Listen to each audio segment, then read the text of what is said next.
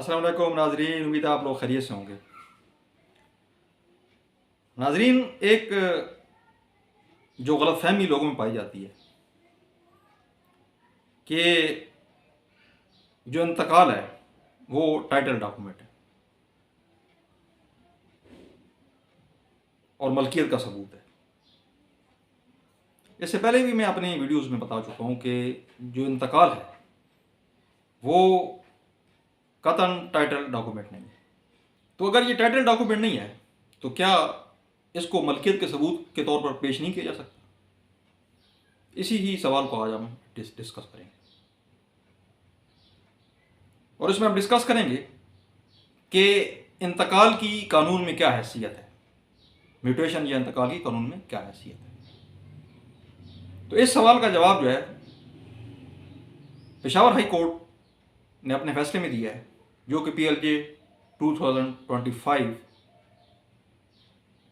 पेशावर 56 में जो है वो रिपोर्ट हुआ है। केस के फैक्ट कुछ यूं थे कि एक साहब जो इस सूट में प्लेंटिफ हैं, उन्होंने म्यूटेशन को चैलेंज किया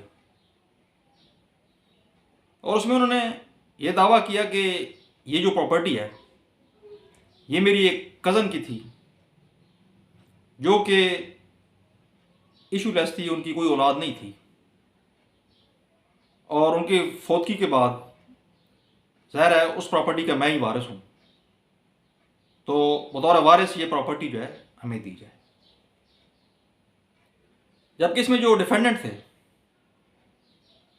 उन्होंने ये दावा किया कि ये प्रॉपर्टी उन्होंने उस खातून से ख़रीदी थी।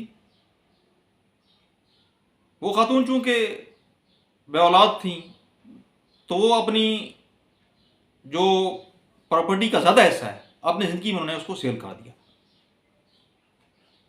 रेवन्यू रिकॉर्ड के मुताबिक उन्होंने तकरीबन अपनी प्रॉपर्टी के जो है तकरीबन 10 इंतकाल करवाए थे, यानी 10 मुख्तलिफ इंतकाल के थी उन्होंने प्रॉपर्टी बेची थी।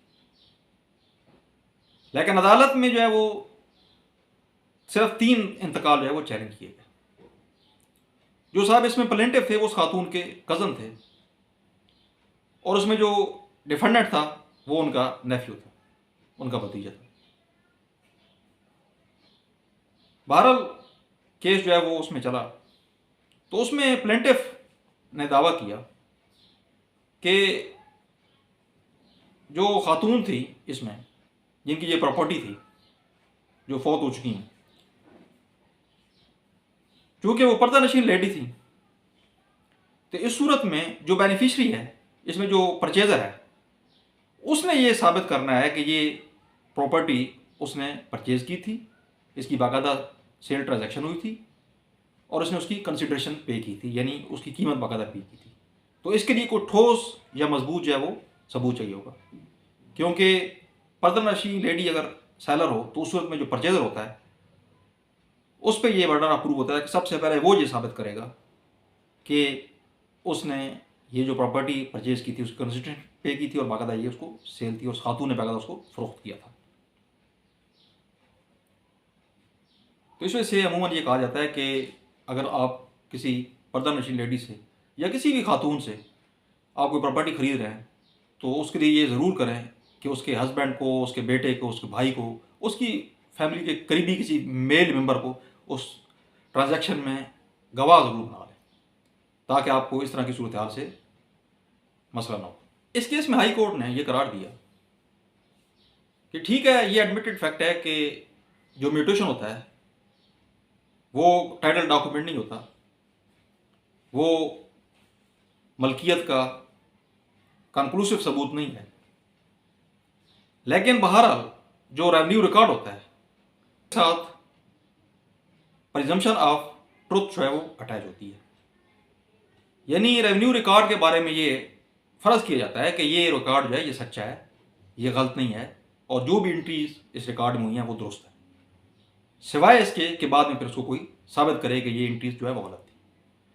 तो ऐसी अगर किसी फ़र्द का सिर्फ ज़बानी ये कह देना कि ये इंतकाल जो है वो गलत थे तो ये काफ़ी नहीं है, बल्कि अगर वो कहता है कि ये इंतकाल फ्रॉड से या मिसरिप्रेजेंटेशन से या जो रेवेन्यू अथॉरिटीज़ हैं, पटवारी है, तहसीलदार है, उनकी मिली भगत से ये इंतकाल हुआ है, तो उसको ये साबित करना पड़ेगा कि ये इंतकालात जो हैं ये फ्रॉड या मिस एडमिनिस्ट्रेशन से हुई हैं, और उसको ये मिस एडमिनिस्ट्रेशन और फ्रॉड जो है वो साबित करना पड़ेगा।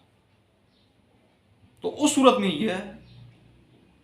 ये फिर कहा जा सकता है कि ये रेवेन्यू की जो एंट्रीज थी ये गलत थी। अदरवाइज रेवेन्यूज की एंट्री को जो है वो दुरुस्त माना जाए। सिर्फ ज़बानी दावा कर देना जो है वो काफ़ी नहीं है, बल्कि ये ज़रूरी है कि उसके लिए कोई मजबूत जो है वो सबूत लाया जाए।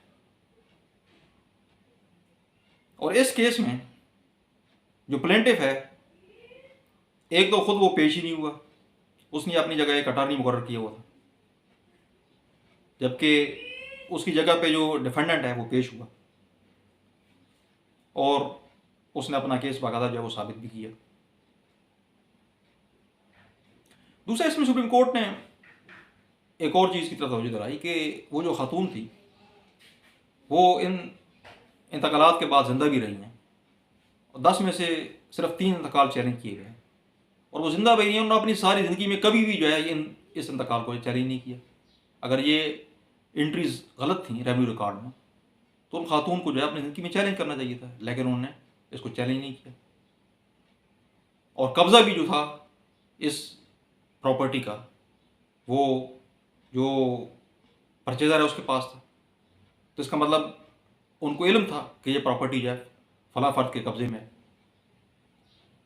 तो इस बेस पे सुप्रीम कोर्ट ने यह करार दिया कि इसमें जो पिटिशनर है, या इसमें जो उस खातून के कज़न थे, वो अपना केस साबित नहीं कर सके। चुनाचा किसी भी इंतकाल को या किसी भी रेवेन्यू रिकॉर्ड की एंट्री को या म्यूटेशन को ये साबित करने के लिए कि ये फ्रॉड से करवाया गया या मिस एडमिनिस्ट्रेशन से करवाया गया, उसके लिए मजबूत जो है वो सबूत चाहिए होगा। उन सबूत के बगैर सिर्फ ज़बानी दावा जो है वो काफ़ी नहीं है। उम्मीद है नाज़रीन आपको वीडियो पसंद आई होगी। अगर वीडियो पसंद आई है तो इसको लाइक करें, शेयर करें, और अगर मेरा चैनल सब्सक्राइब नहीं किया तो सब्सक्राइब करें। अल्लाह हाफ़िज़।